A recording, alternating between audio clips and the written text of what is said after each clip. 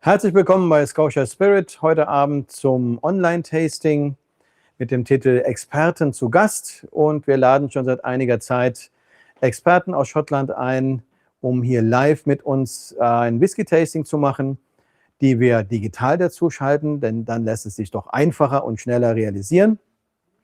Und heute Abend befreue ich mich auf einen ganz besonderen Gast, einen, den ich schon sehr, sehr lange kenne, seit sehr vielen Jahren auch schon, mit dem ich eng verbunden bin über die Jahre, seit es Scotia Spirit gibt. Fergus Simpson von Duncan Taylor aus Huntly. Hallo Fergus.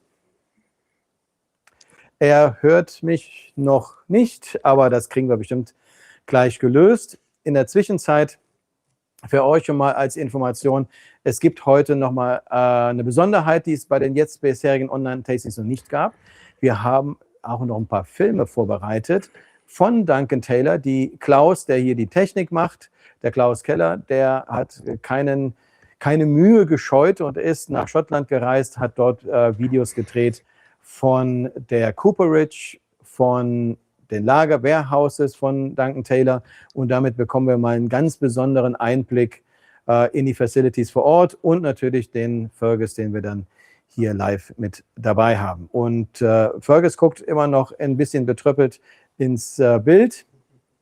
Das heißt, ich vermute, er hört mich noch nicht. Aber ich glaube, das wird gelöst werden. Wir haben ja als Thema heute Octaves.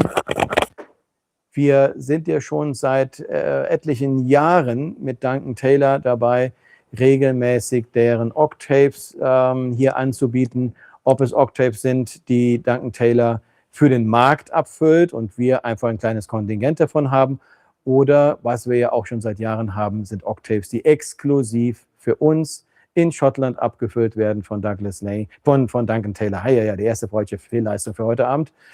Und das macht Spaß, weil damit haben wir Whiskys, die für uns exklusiv sind, die es dann in der Form auch nicht woanders gibt.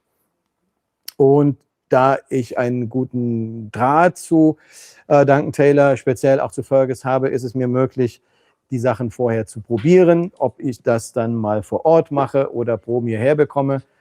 Und so suche ich dann regelmäßig Fässer aus, die mir ganz besonders gut gefallen und denke, die sind so spannend, die will ich exklusiv haben, nur für uns. Und dann werden die von Duncan Taylor in Schottland abgefüllt und die Flaschen kommen dann zu mir. Und darunter in den letzten Jahren wirklich sehr, sehr schöne Sachen. Heute haben wir auch alleine, schon mal gerade gucken, 3 exklusive Abfüllungen, also die es nur für Scotia Spirit gab, und eine, die es allgemein gab. Das Konzept der Octaves ist tatsächlich etwas, was so niemand anderes in Schottland anbietet. Also Whiskys, die man in Fässern reift für eine gewisse Zeit, klassisch reift, dann das Fass nimmt, ein Bourbonfass, ein Sherryfass, was auch immer es ist, und es in ein kleines, etwa 60 Liter großes Fass umfüllt. Und diese kleinen Fässchen, genannt Octaves von Duncan Taylor, ist ein geschützter Begriff auch von Duncan Taylor, die bauen sie selbst. Und die werden gebaut aus ehemaligen Sherryfässern meist oder mittlerweile sogar auch gerne mal aus anderen Weinfässern. Spannende Sachen gibt es da. Und dann reift man den Whisky, der schon sein Leben in einem Bourbonfass verbracht hat, sagen wir 10 Jahre. Dann kommt er aus dem Bourbonfass raus, wird in mehrere kleine Octaves umgefüllt. Und diese kleinen Octaves werden dann nochmal für mehrere Monate, das kann eine Strecke von 3 bis 12 Monaten sein, in der sie dann nochmal im Warehouse liegen. Und so ein kleines Fass gibt unglaublich viel Aroma in recht kurzer Zeit an den Whisky ab, weil natürlich Volumen zu Füllmenge, da ist der Einfluss ziemlich groß. Und damit bekommen wir einen Whisky, bei dem wir auch den Einfluss dieses kleinen Octaves sehr deutlich spüren. Es darf dann auch nicht länger sein als diese 3 bis 12 Monate, je nach der Art des Octaves. Ja, und das Ergebnis macht immer wieder Spaß. Und es gibt kaum mir fällt kein Independent Bottler in Schottland ein, der diesen Aufwand betreibt, weil es ist ja ein gewisser Aufwand, und der das dann regelmäßig anbietet. Ja, Duncan Taylor macht das und ich gucke mal gerade rüber über die Technik, ob da schon Sound da ist, sieht aber noch nicht so aus. Vielleicht ist ja das Kabel gekappt worden, was irgendwie in der Nordsee liegt und den Ton transferiert auf die britische Insel. Ich weiß nicht, woran es liegt. Aber ich gehe davon aus, wir werden es rauskriegen. Und dann können wir auch mit Fergus zusammen die Whiskys probieren. Gerade eben habe ich in das Publikum geguckt. Da gab es ein kräftiges Nicken, wenn es um die Qualität der Octaves geht. Ja, sie sind beliebt. Wir haben sie ja auch schon seit Jahren immer wieder im Angebot.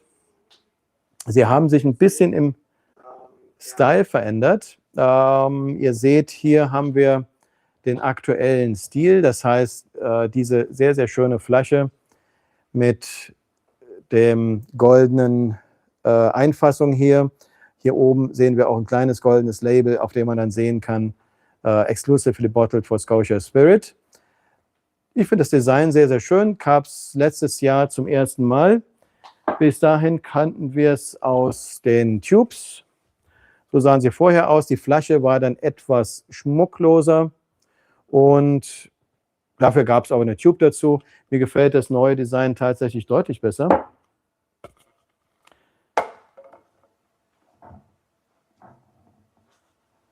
Und langsam, glaube ich, werden hier alle durstig im Raum, weshalb wir mal einen probieren müssen. Wir haben uns überlegt, wir werden gleich, wenn die Technik steht, auch noch mit Fergus über diesen Whisky reden. Wir haben uns überlegt, heute einen aus der alten Range nochmal einzubauen.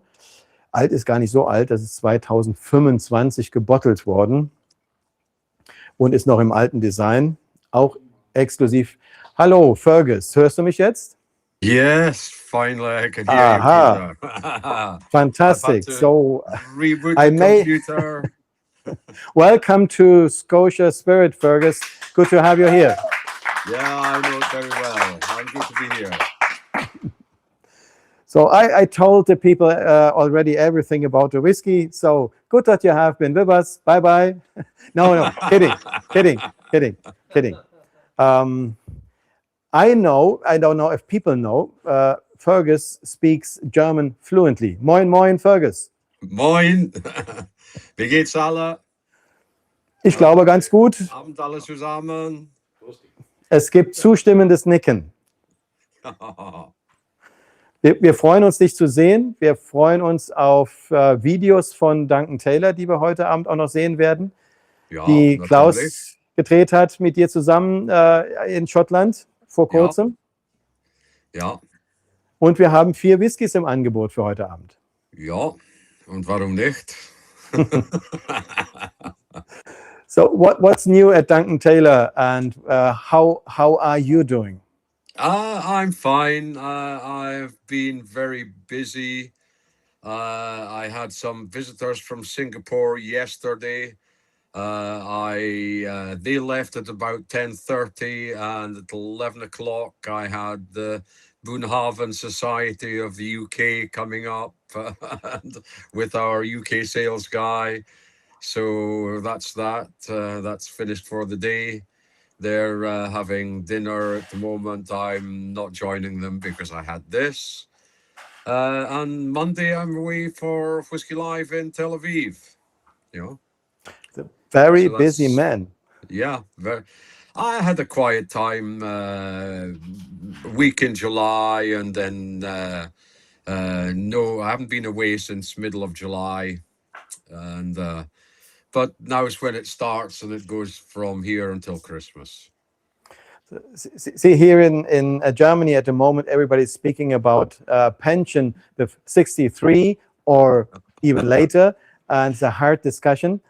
And that's nothing you care about, right? No. I retired for the first time 2006. For the first time, the first time. And that was in which age? 2006. Then I was about 59. I think, something. No, 53. So retirement 53 is fine if it is only the first one. Yeah. And 2 to follow, right? Yeah. Well, I retired again in 2016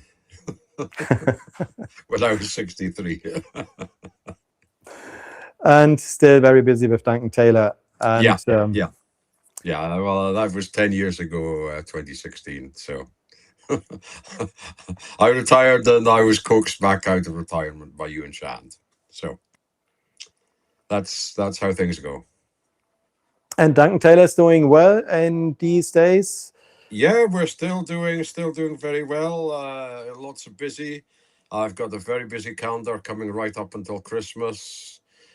We've sold tonight. You've got our octaves. We've sold more octaves this year than we ever have done before.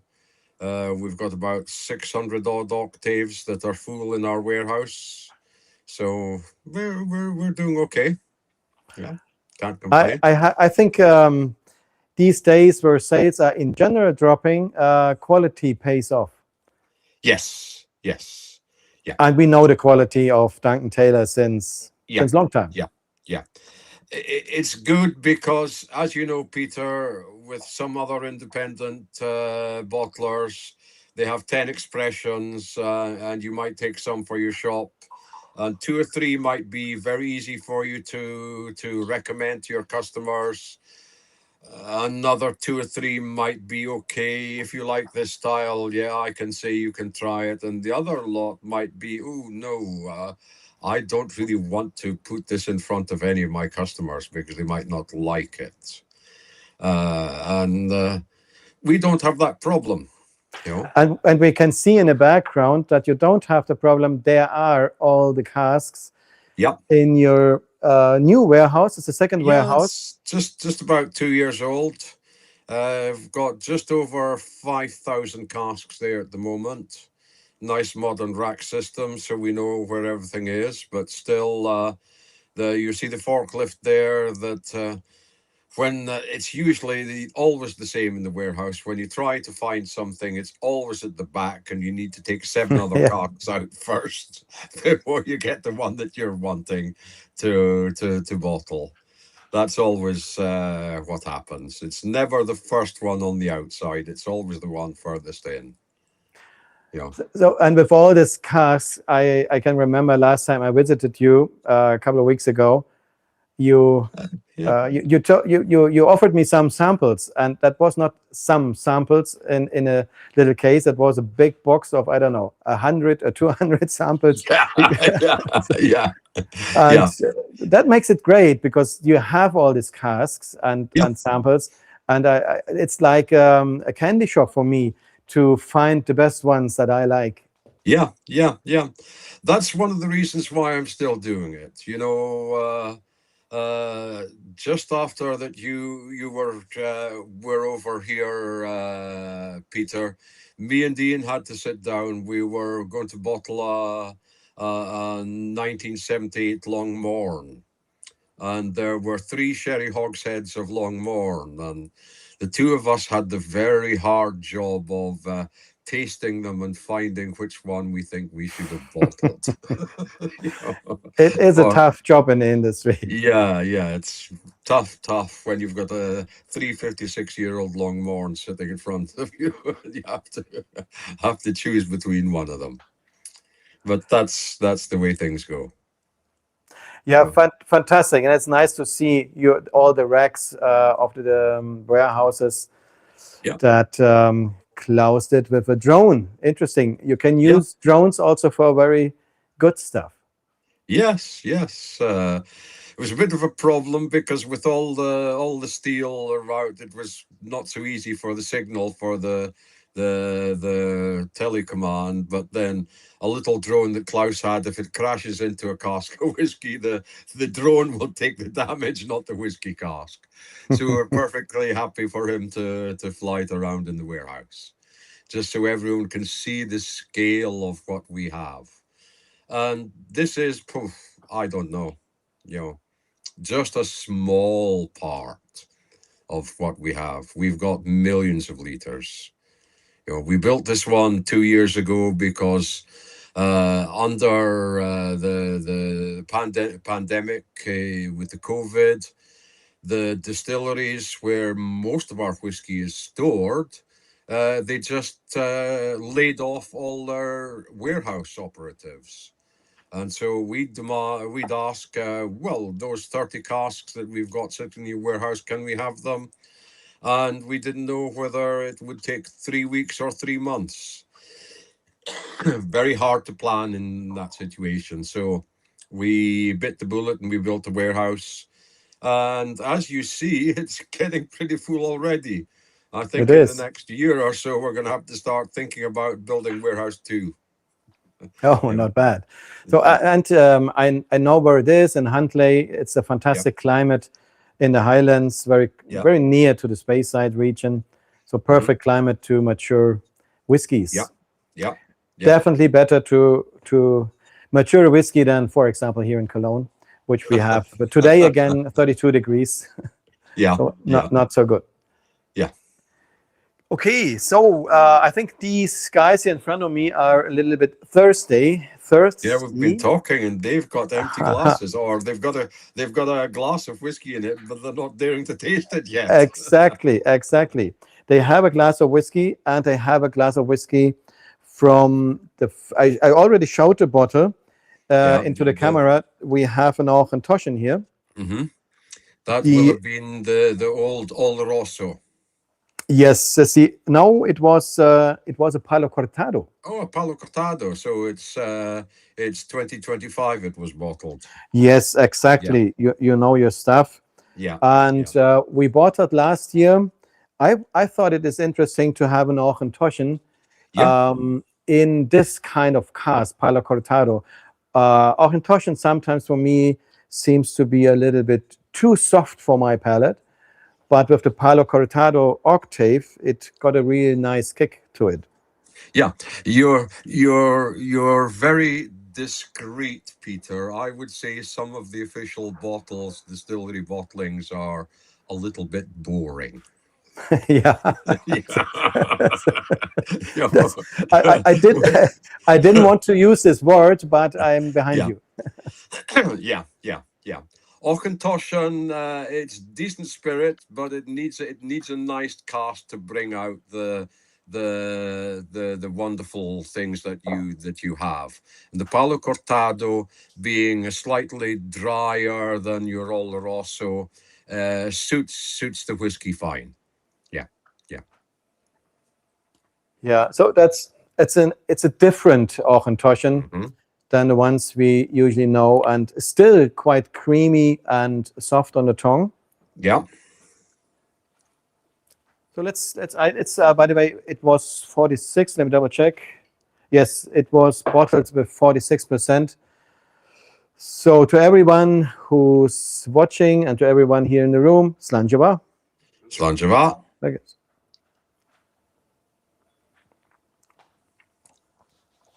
Now,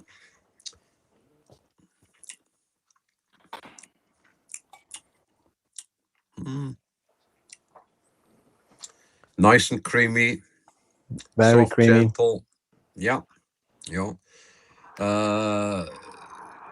The notes are a little bit more nutty, I would think, than you would normally get from the Auchentoshan, the official bottles. Yeah, it's nice, sweet, and some honey comes through, but in the development in the tongue, you get more nutty notes and some more malt, maybe malt, definitely malt. Yeah. Little hints of barley sugar. Very, very good to drink as a starter for tonight. Yeah.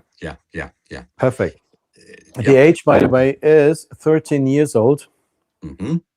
13 years old, 46%, exclusively bottled for Scotia Spirit. It were 100 bottles. Yeah.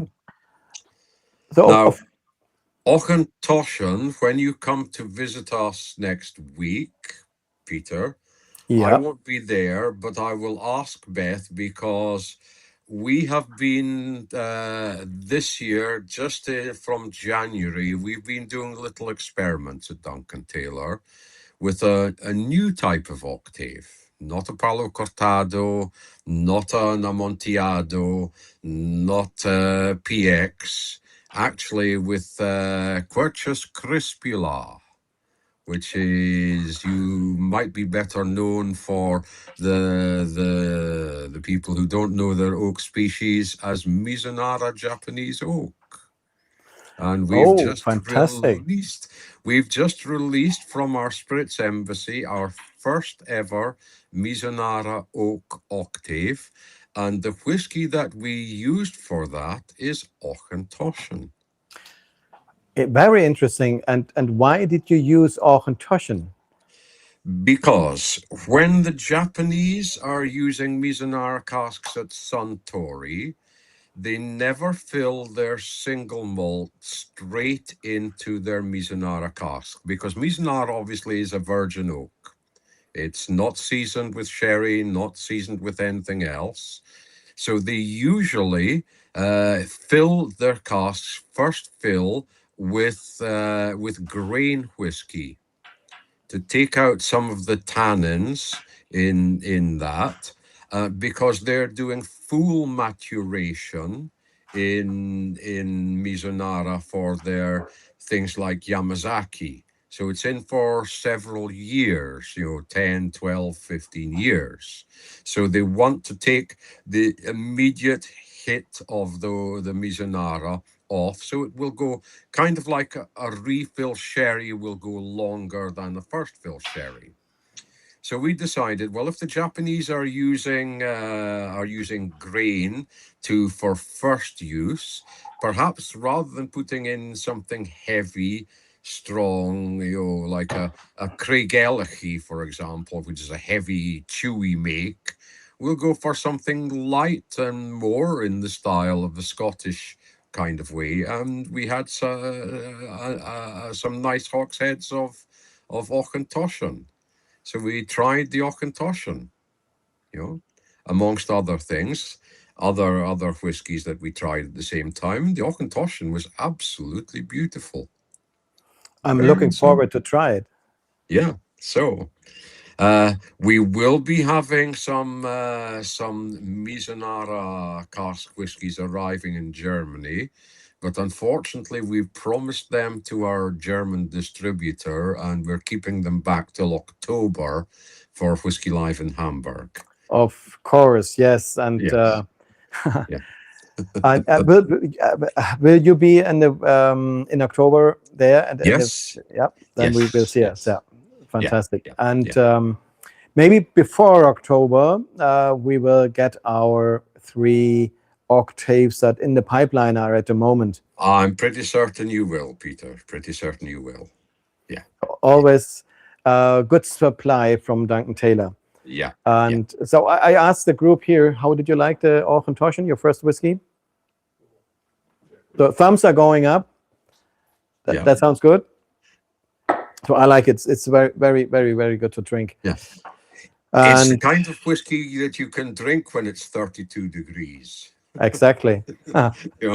It's not heavy alcohol at 46%. It's got enough behind it. And it's not a big, heavy duty 56, 57% dark sherry. Perfect whiskey for the weather that you have. The next whiskey will be also 46%. So good to drink. And the next distillery is one of my favorite distilleries. If you talk about distilleries that are mostly or only independently bottled, it's a distillery named Linkwood. And Linkwood is located in Elgin in the Speyside. Exactly the fantastic little city where I will be in the next days again. And it's a distillery owned by Diageo, and they don't do any core whiskies from Linkwood that they have on market. And can I just say, yes, they do a 12-year-old Flora and Fauna. Oh, Flora and Fauna, you're right, 100%. Yeah. Always take care when you talk to an expert. The flora and fauna one is not bad. It's 43%. But still, yeah, it's a good choice. But this one is having much more power than the flora and fauna one. Oh yes, yes. Much more. And it is not 46%. It is. No, it's in the new bottle. It's We stopped doing the 53%. 53%. 53%. And the Octave. There it is. In Moscatel. Moscatel. Malaga I have Moscatel. another one prepared, which is the 46%. But now we talked about the Linkwood. So what? Let's have the Linkwood. And Moscatel cast is quite unusual. You didn't have octaves other than Oloroso's 1 year ago or 2 years ago. Yeah. That changed. 2025 marked the 15th anniversary of us bottling the Octave range. Okay. And we decided, well, for 15 years, we've had everything in Oloroso. Let's try something different. So we started, first of all, with Pedro Jimenez, PX. And then we brought in Palo Cortado, Ruby Port, and then finally Malaga Moscatel, and Madeira as well. We've further enhanced the range because now we have Mizunara, we have rum, and pretty soon there is going to be some brandy and maybe perhaps some tequila. Tequila. Yes. Hmm. Unfortunately, it's not my choice, but I think if I'd had my choice and we were going for something from Mexico, I would have chosen a nice smoky mezcal. Yeah, better than tequila. But in general, I don't like tequila matured Scotch whiskies. I don't blame tequila. It's a fantastic spirit. It's an interesting spirit. But I never had a good whiskey, Scotch whiskey, that was matured in a tequila cask. I think these two don't fit together. So but someone allowed it, pushed the Scotch Whisky Association to make that legal. Well, if you don't mind me saying, the Scotch Whisky Association, we're not members of the Scotch Whisky Association. And the reason we're not members of the Scotch Whisky Association is the rules are made by the big guys, the Diageos, the Pernod Ricards, and they make the rules. I remember about 3 years ago, Glen Murray did an apple cider cask. They did, yes. And the Scotch Whisky Association said, oh no, you can't mature whiskey in an apple cider cask because apple cider is not a traditional type of cask used for Scotch whiskey. Okay, so they had to take that off the market. However, when Diageo, which owns tequila distilleries, decided that they want to do a tequila cask finished whiskey, all of a sudden, any type of cask as long as it's oak. And there you are. That is how it is. And by the way, the Glen Murray was really good. I liked it. It was very good. It was very nice. Oh, it was not bad. They got in trouble for it. But, and last year last year they had at Glen Murray a maple syrup cask matured whiskey, and they didn't dare to name it whiskey at all. No, I know. It was just a spirit drink then, but it was quite nice. Yeah. Nothing for every day, but nice. But back to our Linkwood. Back to our Linkwood. I would say at least 60 to 70% of the whiskey drinkers in the world will have had an experience of Linkwood, but not as a single malt. one of the reasons why Diageo doesn't release much as a single malt is that they don't have enough of it. It goes into every single one of the Diageo blends for a specific purpose. It adds what we call in the trade top notes. It says beautiful, floral, fragrant nose. So it goes into the blend. So when you lift the blend to your nose, you go, ooh, this whiskey smells wonderful. Whereas a distillery like Kleine, which once again is in most Diageo blends, that's there for mouthfeel, for texture. And then other whiskies like your Mortlachs are there, Mortlach or Craigellach are there to give power and punch to the whiskey. So Linkwood is fragrant. That's what its purpose is in the Diageo blends. Yeah.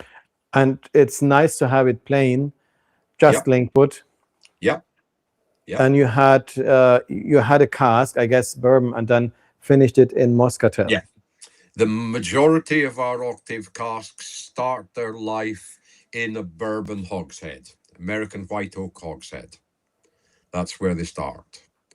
And that, to me, a refill bourbon hogshead is the best thing for whiskey because it allows the character of the distillery to come through without being masked by the cask.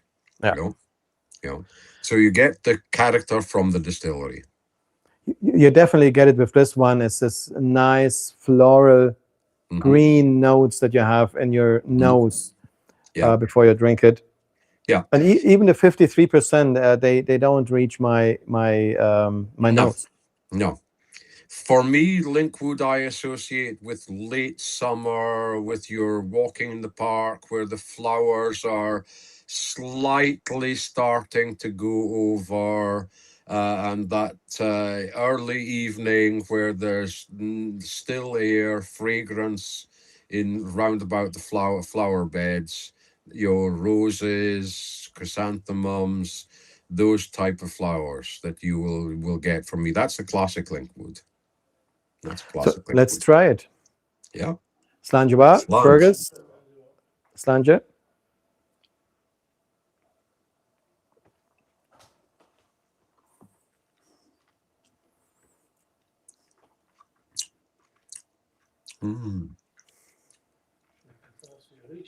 Fresh, nice sweetness.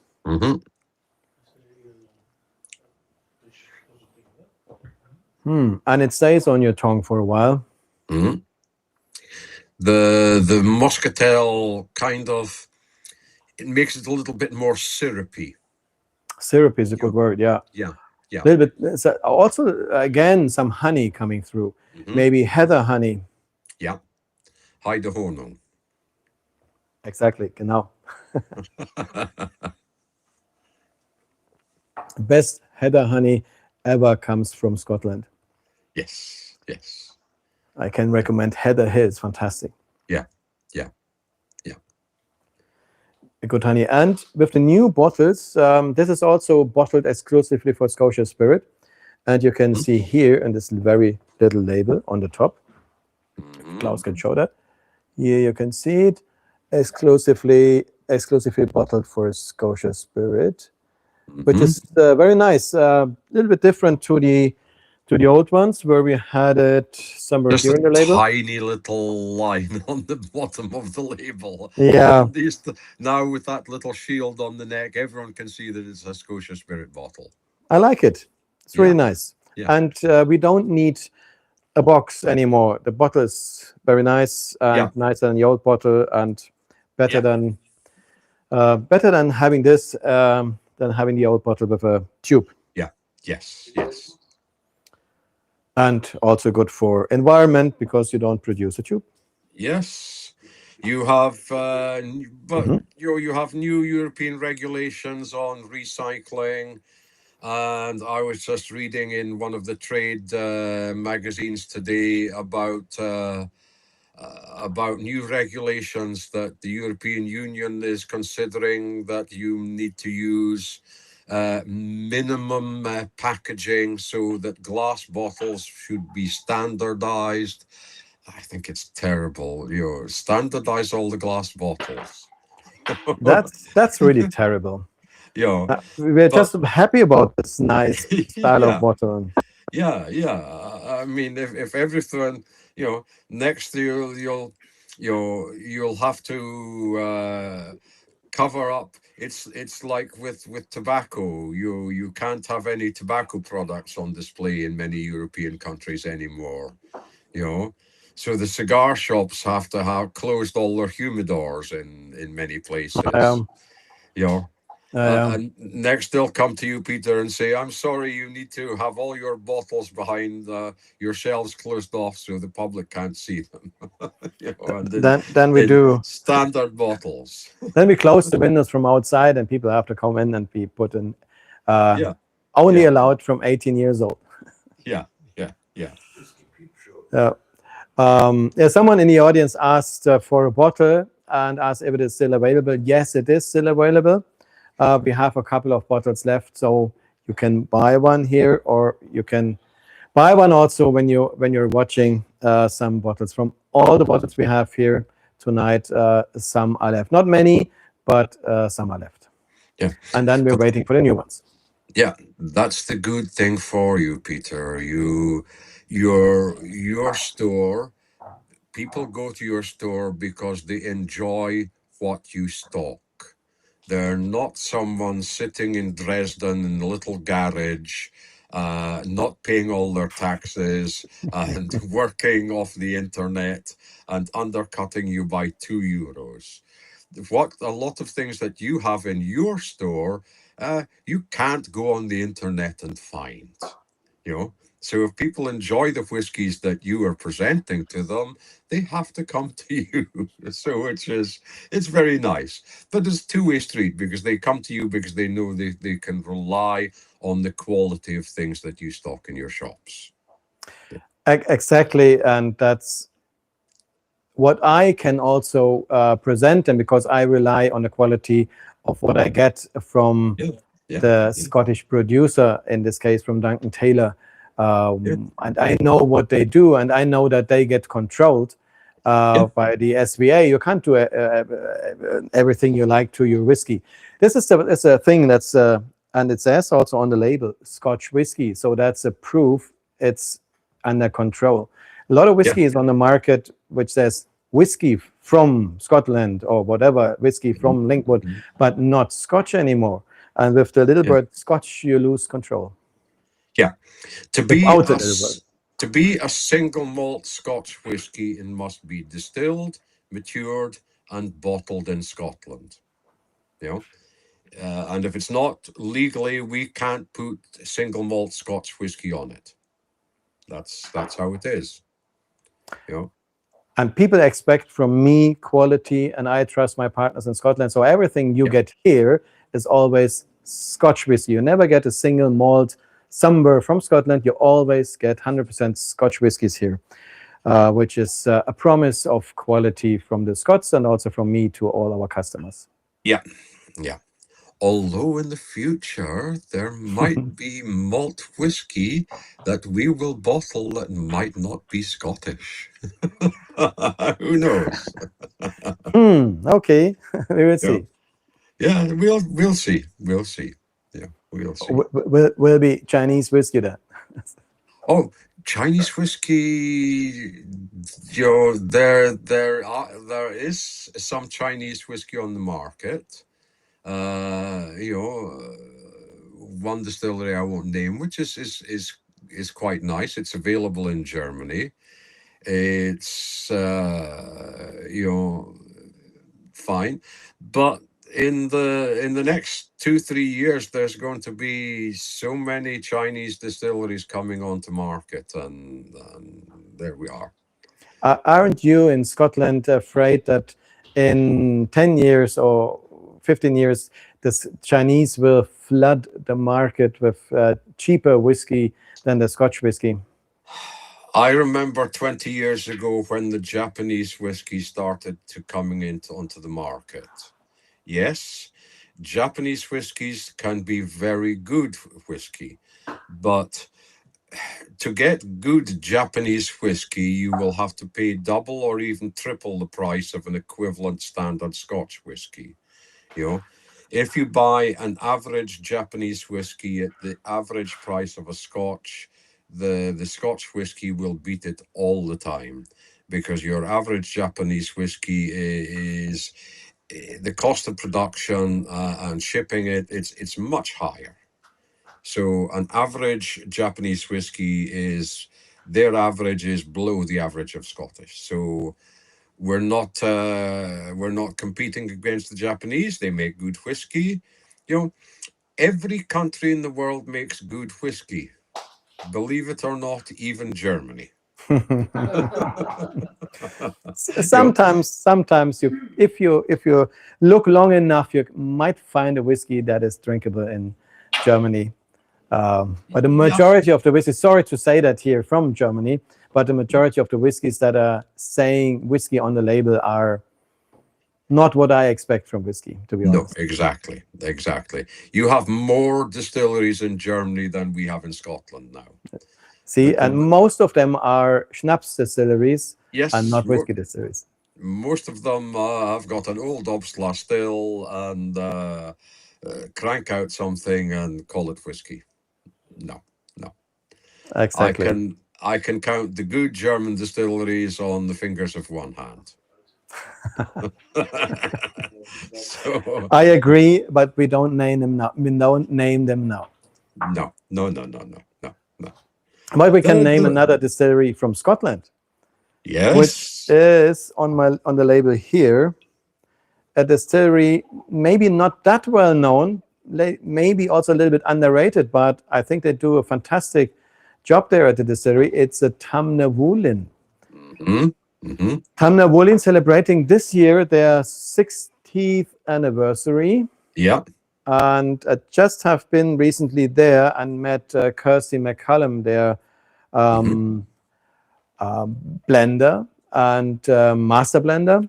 And she's also responsible for Fettercairn and Dalmore, Jura.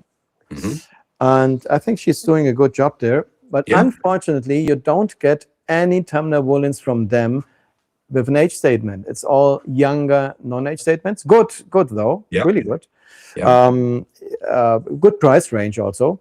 But if you want to have a little bit more, maybe you have to look into this one. 13 years old. That's the thing with a lot of distilleries. To find something a little bit out of the ordinary, you have to come to an independent bottler. And I would say to people, if you go for a single cask whiskey like us, I mean, that Tamnavulin will probably, from the day it's been distilled, will have probably gone through about 100 to 150 quality checks, before it arrives in the bottle to you. So that's how careful everything is done, and for the larger companies, without naming names, with their standard 10 and 12-year-old, what they're doing is they're vatting together thousands of casks to reach an acceptable average, a standard that the market will accept, at the price quality ratio that the market will accept.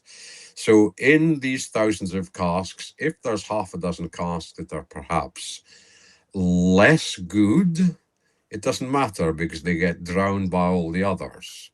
Whereas if you have a single cask, that single cask has nowhere to hide. It's either good or it's not good. It can't be masked by something in the overall mix. It stands by itself. And we're proud to say that our whiskey is without compromise, and we'll stand by everything we bottle. And it's only very small numbers that you get. Yeah. It's 85 bottles from the Linkwood that we just had. Yeah. And 101 bottles of the Tamnavulin, because this is 46%, so you get a couple of bottles more. But that's a very small range of whiskies. Yeah. Now, one thing, Peter, if you see the new label and if you compare it to the old label, on the old label, Peter, it used to tell you how many months that the whiskey had been matured for its second maturation in the Octave. Yeah, exactly. And if you look at the new label, that information has disappeared. Okay. And what's the reason for that? We thought it was a little bit surplus because if you understand our system, it's very easy to find out. Because on all our Octave casks, Octave bottlings, there is a cask number. Okay. Yes. If you look carefully at the cask number, Yeah. and the cask number is 123 mhm, 49194. okay. 1, 2, 3. The first three numbers are that distillery in our warehouse record. Okay. Then the next four numbers, the numbers, the four starting with the number 4, is the number of the actual octave. And the very last number 4 again, was it? Yeah. That's the number of months it was in the octave. Interesting. I didn't know that, so I learned something. So there's on every octave, it's the cask number is an actual little code that contains the number of the cask, but it contains also our distillery identifier from our warehouse book, which varies from distillery to distillery. But the last number is always the months in the octave. I see. So then we have a 4 here or a 9 here, which gives us 9 months. Yes. Good to know. Didn't know So that. that's a little cheat sheet for you. How to So work it's out just how many between months us. in I the don't octave. tell anyone. Yeah, that's quite all right. And It's not a secret. It's just in YouTube, so nobody will notice it. No one will watch it. Of course, it's just you and me. Yeah. Thank you for this information. And yeah, Tamnavulin, I will have a drop too. 13 years old. Mhm. Again, a Moscatel Octave. Mhm. I was so happy that you had nowadays the Moscatels. I like Moscatels, a little bit sweeter. I like the sweetness. That's the reason I decided to have 2 different whiskeys in Moscatel matured. Mhm. Yeah. And if you see it's 13 years, some of the large companies would never release a 13-year-old. You know, they've True. got all their Besides for standard Craig ages. 12, 15, 18, 21. It's just something a little bit different. Craig Elliott does a 13, correct. But people always ask me, Fergus, when is the whiskey going to be ready? And I say, well, it's ready when it's ready. And if we decide it's ready and it's 13 years old, we bottle it. We don't wait till it's 15. You know, we've had things that are 29 years old, and the large multinationals would never ever in their life release a 29-year-old unless it was some special edition of something where they're charging a lot of money anyway. They would wait that extra year, and then it's a 30-year-old, and then they could get even more money for it. We bottle our whiskies when we think they're good, and that's all that's important to us. And that makes sense. Yeah, Yeah. exactly. And anyway, it is for a smaller audience. If you consider this is 100 bottles or Yeah. even less. Yeah. So Yeah. they're not in the supermarket where they are in a big shelf, hundreds of Yeah. the bottles of and Yeah. people just grabbing it because there's an age statement on it that they like. This Yeah. is anyway something for the whiskey enthusiasts, people that like whiskey, collect whiskey. Yeah. And they don't care about this. No, you won't find it in Kaufhof. Exactly. Yeah. And again, this anyway, not because it's again Scotia Spirit exclusive. Another Scotia Spirit. Well, what a surprise, Peter. Yeah, Yeah. but you choose wonderful whiskies. I've got to commend your nose and your palate. Everything that we have bottled for you has been nice. And even when you haven't chosen it and you've asked me for something, I've chosen the best thing. I remember when you had a Breval in our old premium Octave. Oh, yes. Yeah, that was a wonderful whiskey I managed to source for you. Yeah. Yeah, I know I have a backup of you. I can remember that I have chosen a whiskey, and you called me and said, "Don't take it." So, Yeah. and yeah, that's very helpful. So I can trust you in the company, and that's a reason that I get always good cars. Anyway, even if I have chosen themselves, or even if you help me, and even if I choose something stupid and you correct me, that's I will helpful. say, do you really want that, Peter? And then you have to think, well, why is Fergus telling me this? And it happened before. Yeah, So. it does. You know, because I know your tastes, and you know you can trust me, and that's the thing. It's Exactly. mutual both ways. Yeah. Exactly. So let's try this Tamnavulin, The Highland. a Highland distillery. Mm.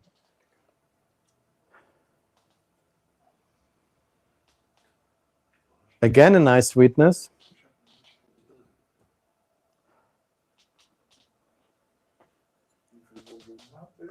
46%, 46%. Das hier ist ein bisschen weniger als der Vorgänger, so a little less than the one we had before. We should have done that in the other order, but anyway, you are all professionals here. It does Not a matter. problem. 46% is an important strength, Peter. If you buy a whiskey 46% alcohol or above, it's a guarantee that your whiskey is not being chill filtered. Exactly. Because at 46% alcohol, the chill filtering process doesn't work, because there's too high percentage of alcohol in it for that chill filtering to work. Yeah. So you have again a quite nice sweetness and honey tones, like with the Linkwood, then, but on the tongue it's different to Linkwood. Mhm. It's more, a little bit more wood coming through. What do you think? Yeah. 13-jarige, it's had a little bit more tannin. A little bit more spice coming on the finish.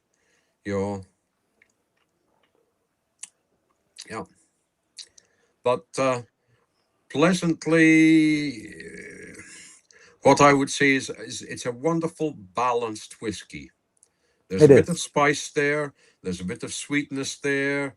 A little bit of honey, lovely nose, but everything is in nice equilibrium. The spice is not sharp. It's not very peppery, stingy. Which balances the sweetness and gives that nice equilibrium. Yeah. It's a quite nice and complex whiskey. Yeah. And sometimes I think Tamnavulin is a little bit underrated, isn't it? I think there are many distilleries in Scotland that are underrated. I always say to people, I think actually every distillery in Scotland can produce good spirit. The difficulty is finding the good cask of it. Yeah, exactly. Because the larger companies, yes, their wood policies is good enough. They want something that's not too expensive and will last them for a while and is good enough quality for their average. Yeah. But we, as you will see, we have our own cooperage. I think we're the only independent bottler in Scotland with our own cooper. And that means that we've got control of absolutely everything. Absolutely everything. Yeah, truly something very unique to have an own cooperage, to build the casks yourself. And so with that you have control. And it's very often people ask me, so how is it? How do they do that, building a cask? And we have the chance to see that here tonight, because we have a video which Klaus did with you together a couple of weeks ago. And here you can see the young lad working for you and building a whole cask. Yeah. This is our Cooper Callum. Shake. He's building a little wee octave Try and level cask. out as much as possible. No power tools. Just his hammer and driver and his experience. Steel hoops go I'm on. going to apply the wall tube. Tough job. Yeah.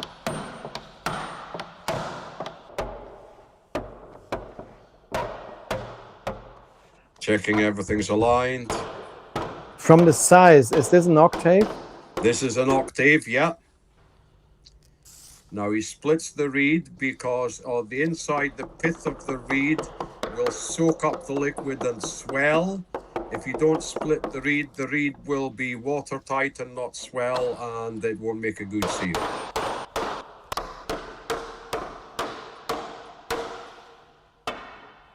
Oh, that's how you build an octave in a couple of seconds. Yeah, takes a little bit longer. And here you can see all the cars outside of Duncan Taylor's.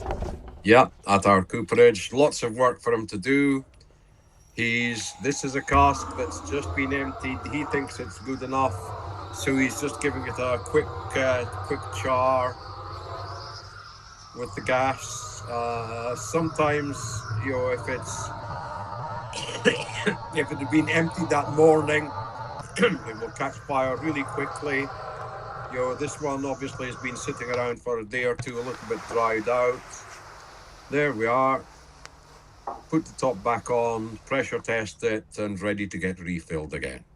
That's it. That's the process. Great. Thank you. Fantastic. Yeah, it's fantastic to see that for everyone, because you're not open to the public. You can't. No. You don't do tours or something. No. So, but with that, Klaus did this video. Everybody had a chance to see how you build the octaves, and it's a real thing. It's not we're talking about octaves and just marketing. No, you can see where they are stored. You can see where they are built. That's all an actual thing. Yeah. Exactly. Yeah. So the quality of octaves. And question to the audience: how do you like your Tamnavulin? No, nobody complains. Everybody's happy. Thumbs are going up. And which one would you prefer, Tamnavulin or Linkwood?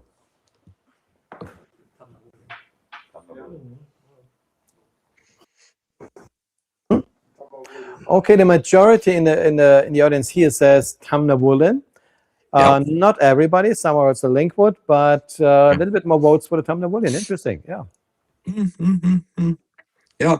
I'm in Scotland, Peter. I have one rule about whiskey. If I like it, I drink it. Yeah. And never ask me which my preferred whiskey is from a group of them, because again, I'm a proper Scotsman. Which is my preferred whiskey? Well, my preferred whiskey is the one, Peter, that you pay for.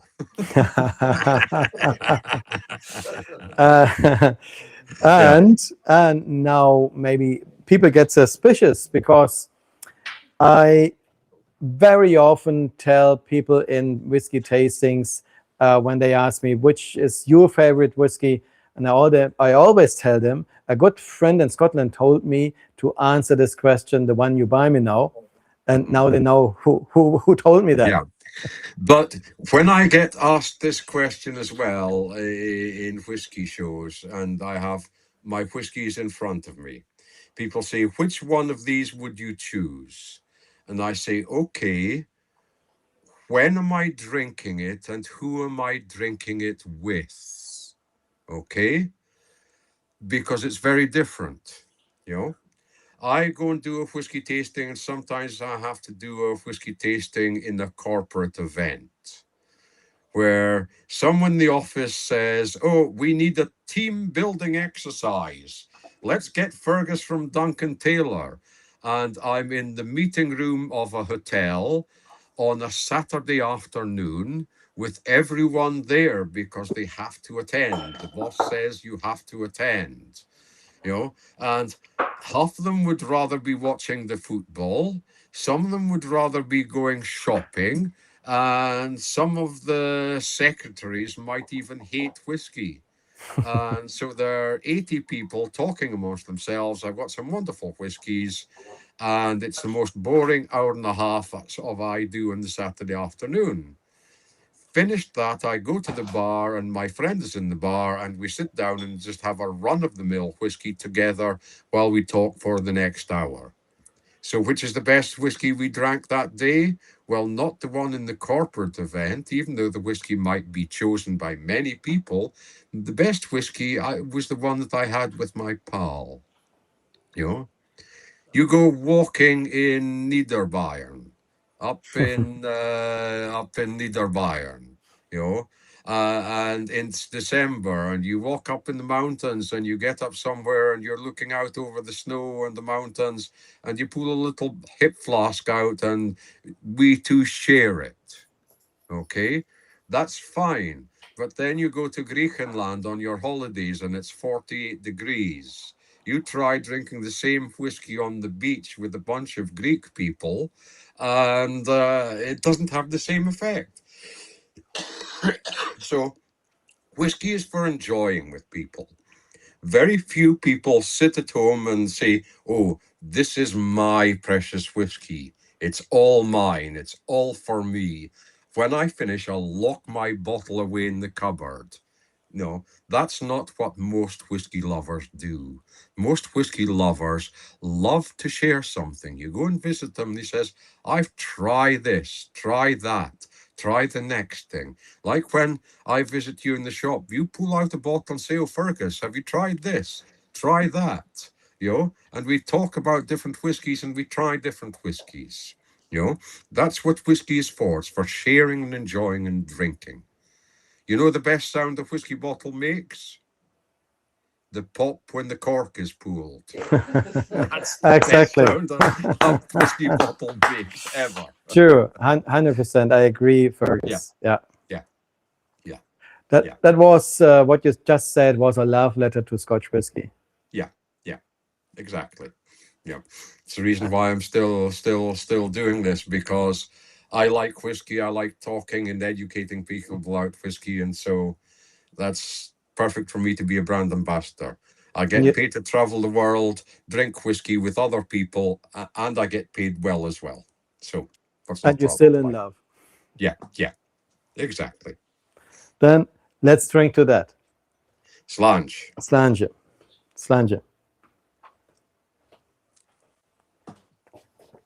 And yes, that's the nice thing about whiskey. You can enjoy it with your friends, with an audience, with everybody who likes whiskey. Mm-hmm. And then makes this business, which is still a business, of course, with all the circumstances you have in businesses, but it's very enjoyable to do that. And if you have people that like to enjoy the same whiskey with you, that's always a good thing. Yeah. And I know for myself, when I did a different kind of job and I had to talk very often during the week to people about political issues, I always had an argument, because if you talk about politics, an argument is mandatory. Yeah. Now I keep talk away from politics. It is like it is. It's okay. So it should be like this with politics. Yeah. And but now I talk. If you want to talk politics, I'll ask you what's going to happen in Saxony-Anhalt. Now it gets a little bit uncomfortable. Mm-hmm. Yeah. And if you're serious, ask this question. I don't know yet, but I'm quite sure what we can see now. Nothing good will come out of this. Yeah. And, so let's keep away from politics. Cool. Yeah. A big problem. People should drink more whiskey, enjoy their lives, and or they should maybe also read more the information that the parties give them, and they should more think about what parties are telling them. And they should spend more time, maybe by drinking a whiskey, with politics, and then maybe their decision would be different. And that would be very important. Learn your history.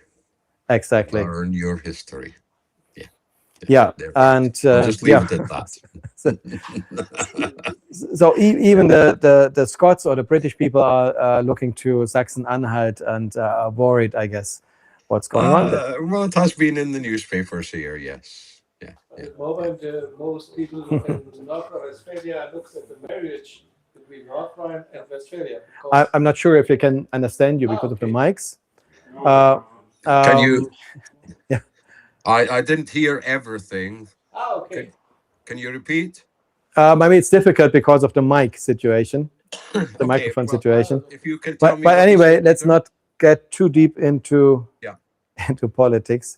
It's important, but tonight we like to enjoy our whiskeys. Yeah. And so before we go back to politics, we should have a peated whiskey and discuss about this. Yeah. You talked about different whiskies and different styles, and people always say, oh, I like this type of whiskey and I don't like that type of whiskey, and this and that and the next thing. And I always say to them, well, just as well we all have different tastes. Because if we all like the same thing, all the bars in Germany would have Heineken beer and Jack and Coke. And then I think everyone would find that the bars in Germany are not the convivial place that you used to think of. Yeah, exactly. It's a question of taste. Yeah. And peated, not everybody likes peated whiskey, but there are a lot of geeks that love their peated whiskey. Mm-hmm. And of course, usually most of the tastings are ending with a peated one, also tonight. And in this case, Islay Distillery, which is famous for peated whiskey. And we have a nice distillery named Bunnahabhein. Mm-hmm. Flussmündung, mouth of the river, is the name. And guess what? The distillery is located at the mouth of a river. Yeah. Bunnahabhein. Mm-hmm. It's the biggest distillery on Islay. Up until 1963, it only produced heavily peated whiskies. From 1963 till the mid-1990s, it only produced unpeated whiskey. Nowadays, it produces about 65% unpeated and 35% peated. Heavily peated Stoichas and lighter peated Moines. And this is a 9-year-old Stoicha, a heavily peated Stoicha. And I can see that it is matured for 9 months in Octave. And if you ask, how do you know that? I just learned tonight that I can see it in the cask number because it ends with a 9. So it should be 9 months in an octave. Yep. Oloroso octave. Yep. And 9 months means obviously that it's a refill, not a first fill. We're talking here of 53.6% alcohol. Mm-hmm. And you get definitely peat, fennels on your nose. And this is a Stoicha, so there should be a little hint of something else on the nose. If you go up to Cuxhaven or Bremerhaven or the North Sea coast of Germany in December, and you think, oh, I'll go down to the harbor and look at all the boats, you can smell the harbor and the sea before before you get there. You have that little salty notes on it.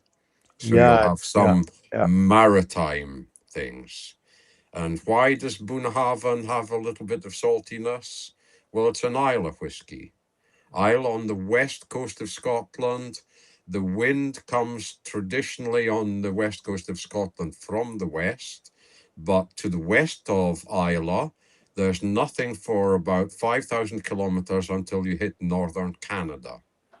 So the wind comes across the Atlantic Ocean, picks up the moisture from the ocean, but the ocean is salty. It's not fresh water, which then, when it rains on Islay, goes into the peat, smoked with the Islay peat, and gives you that slightly maritime salty note.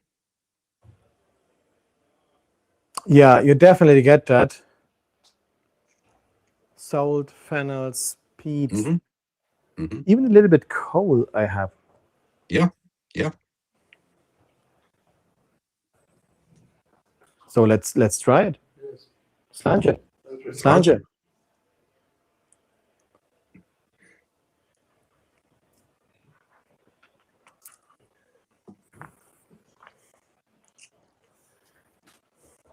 Dry and ashy, but still you get the sherry cask. You get some dark fruits, some spices.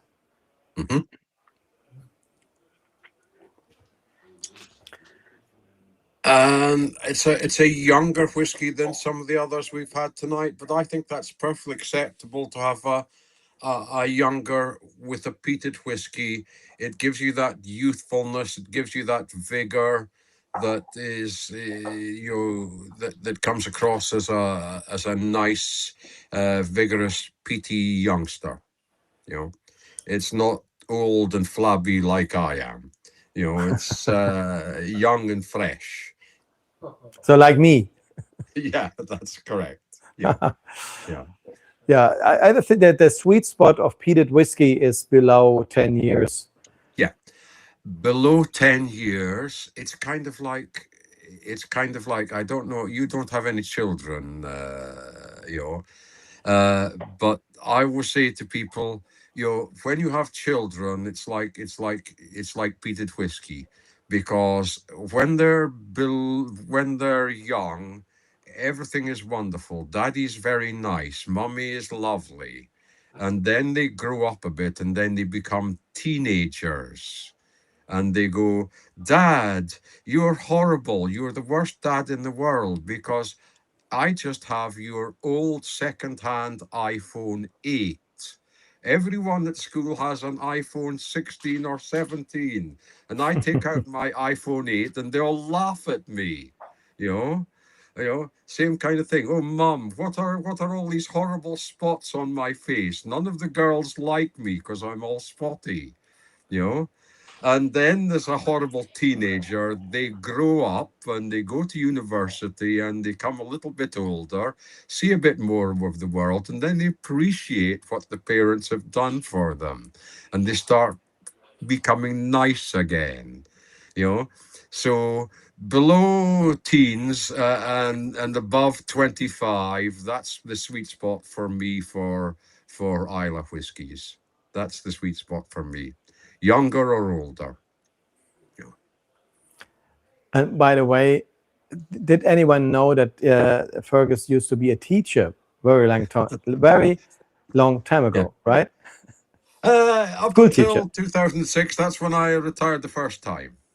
Yeah. I've done many different things in my life. You know that, Peter, and you also know how I learned to speak German. When I lived in München. Yeah, and long time ago, and interesting jobs you did back the time. Yeah.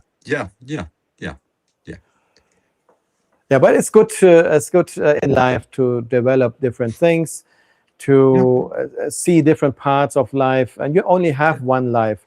Why not choosing different kind of things? And same with whiskey, you should not drink only one blended whiskey all the time. There's so much you can discover. Yeah, yeah. But at the same time, there's some people who won't widen their horizons and just stick with the cheap whiskey that they have in the bars and never try anything different. There's also the opposite. There's the whiskey nerds who will refuse to drink a blend. And you know yourself, blends can be wonderful, wonderful whiskies. You have wonderful people. The master blender that you were talking about from Tamnavulin. They're very, very skilled people. And people say, "Oh, Diageo, this, that, the next thing." They're horrible companies. I don't like their products, but where does Duncan Taylor get their products from? From the major companies that own the distilleries. If they didn't sell all the blends that they do in the world, then they wouldn't produce anything, and there would be nothing for us to buy or source. So swings and roundabouts. It is what it is. But here comes an interesting point. So now people could say, hey, that's a good idea. So I could buy the best cask from Diageo's Linkwood distillery, and then I can bottle it myself. And I would say, maybe Diageo's not selling you one cask, and definitely not the best one. And that's where Duncan Taylor's having different possibilities. Yes. I mean, we've been in the business since 1938, so we've got lots of links. It's like many things, many kinds of business, having that personal contacts, In the 1960s, our then owner was an American called Abe Rosenberg. And we have his original warehouse book from that time, and we can look at it and we can see in 1968 he bought 20 sherry butts from Macallan of new make. Okay, 2,500 liter sherry butts. How much did he pay? £600. And okay, but a long time that ago. was then. If we try to take our sherry butts up to Macallan and say, please, could you fill these with newly distilled Macallan whiskey, please? We'll pay you going price for them. We'll still get nowhere. You can't even get into Macallan Distillery, even if you want to visit their shop, unless you make an appointment. They've got a big automatic gate with a number plate reading camera on it, and if your number plate isn't in the log for a visit, the gate doesn't open. But I found out how you can get very easy into Macallan Distillery. You call them and you tell them you don't come through the gate. You have your own helicopter and you fly in, and very fast they are all there and welcome you. But you can go on the website and make an appointment for a personal shopping experience. And they will make an appointment for you, and you come out, and someone will come out and show you around the shop and recommend things for you to buy. You don't have to buy anything, but you don't get anywhere near the distillery. You just see their shop, and that's free. Yeah.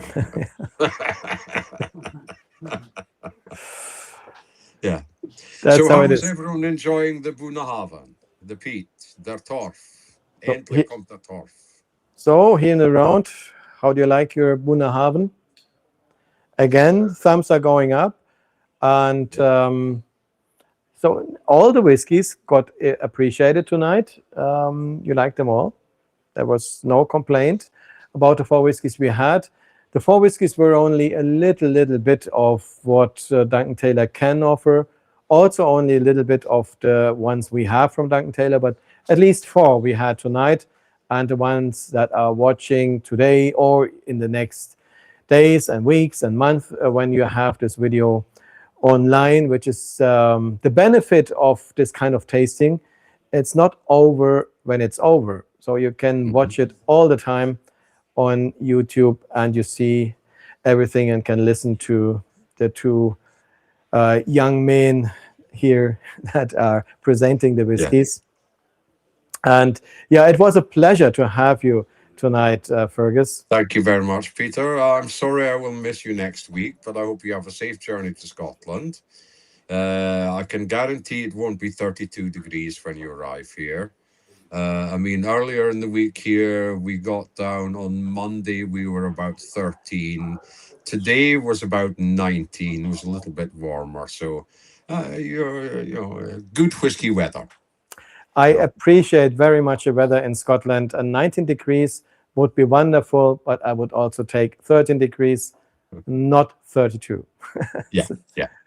Definitely too much. So it was was great tonight. Thank you also to Klas, who did the technique behind the scene, and also traveled to Scotland to do the videos that we had tonight. So that was fantastic. And again, thank you that you took the time to drink with us, and most of all, to tell us all the interesting and knowledgeable stories about whiskey. The whiskey industry. Vielen Dank. Vielen Dank. So see you next time in October. Bye bye. Okay. Ja. Slan und bis nächste Mal.